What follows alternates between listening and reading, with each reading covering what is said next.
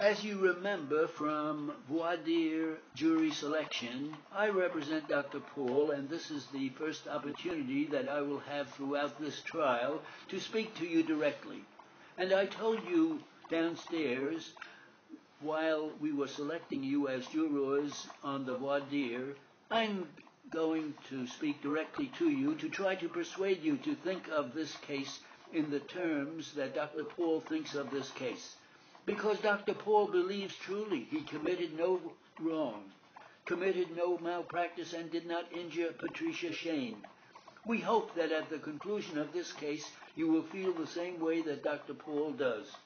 One of the things about this case that you will find as we get further into it is that there are extensive medical records, extensive hospital records, not to mention that Patricia Shane has given sworn deposition testimony and examination before trial testimony in which she has testified under oath as to the things that transpired from March through October of 1999. As this case unfolds before you, I hope that you will take the opportunity to think about what those records reveal, and you will find that they were made contemporaneous with the events as they occurred and are now subject to, let's say, elusive memory in a court of law for possibly ulterior motives. I think you're going to find that our story begins with Pat Shane in March of 1999 when she presents at Syosset Hospital emergency room because she has chronic abdominal pain. She first comes under the care of Dr. Andrew Paul at Syosset Hospital. He is called in by the emergency room physician as a consultant to find out if he can, clinically at that point, what Pat Shane's problems are. And as you know from the other attorneys who have preceded me, Pat had, up to that point, lots of problems. Dr. Paul, after clinical evaluation of her, came to the impression that her problem was due to abdominal disease, that is, adhesive disease.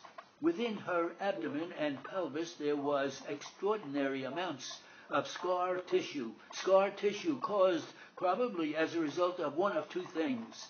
Either because Pat Shane had, as a result of had and was possibly still suffering from pelvic inflammatory disease, or became what she had had in her past extensive abdominal surgery.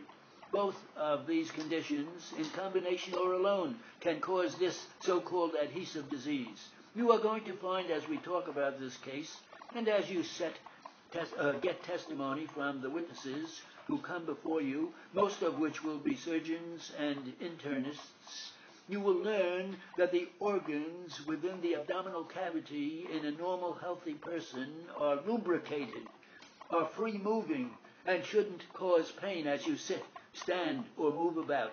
When you have adhesive disease, scar tissue is formed within that abdominal cavity which binds these organs together, and as one moves, one sits, pain is caused because those organs are bound together one within the other. So, back in March of 1999, on a clinical basis, that is, on an examination basis, Dr. Paul's impression was that Pat's pain was the result of this adhesive disease. And in order to come to some sort of diagnosis as to whether or not she had this disease, a look into the abdomen was necessary.